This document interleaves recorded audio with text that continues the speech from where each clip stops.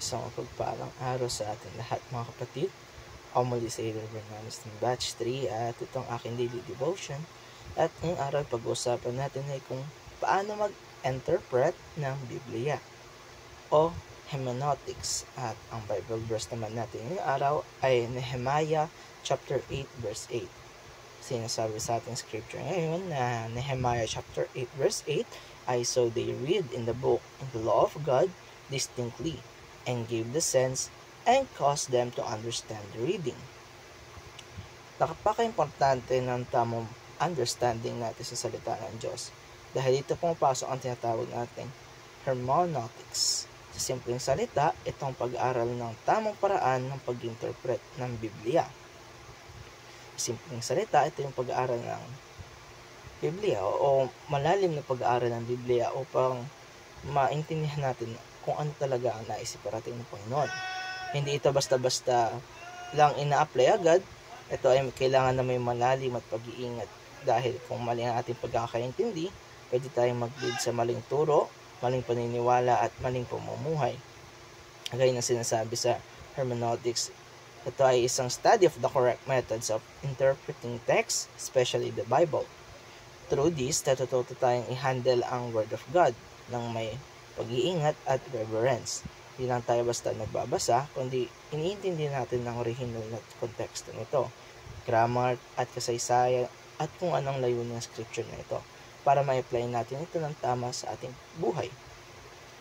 Ngayon naman, pag-usapan natin ang tatlong principles of hermeneutics. Unang-una ay context gives the meaning of the text. Ang isang verse ay hindi dapat ini-interpret ng isolation.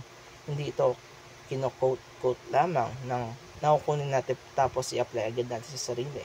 Tinignan natin kung ano ang mangyayari sa paligid ng verse, sinong kausap at bakit ito nasabi. Dahil dito nakikita natin ang tunay na kahulugan nito. Gaya ng sabi ng isang pastor, a text without a context is a pretext. Kaya hindi natin pwedeng i-cherry picking ang mga Bible verse at intindi na lang base sa ating pag-intindi. Kailangan buo ang picture natin dito at hindi lang basta-basta ina-apply. Kalawa, Scripture interprets Scripture. Ang Biblia mismo ang best interpreter ng Biblia. Kapag mayroong mahirap intindihin na passage or mensahe, tayo ay maaaring humanap ng ibang bahagi ng Scripture na may parahang tema o paliwanag. Pwede tayo agad-agad kukuha ng sariling meaning. Halimbawa nito ay kung gusto natin maintindihan ng faith, basahin din natin ng Hebrews chapter 11 at Romans at James para makita natin ang buong pananaw ng Biblia patungkol dito. Laging may unity ang Biblia at hindi ito basta magkasalungat.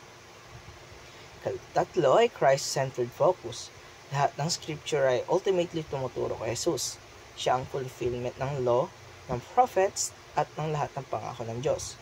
Kaya kung ang interpretasyon natin ay malayo kay Kristo, baka kailangan natin ito pag-aralan at pagbalay-balayan pa muli.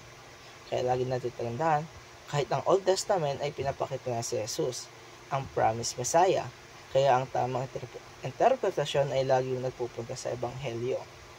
Ngayon naman, ay paano natin may apply ito sa ating pagbabasa ng Biblia or application natin sa ating sarili.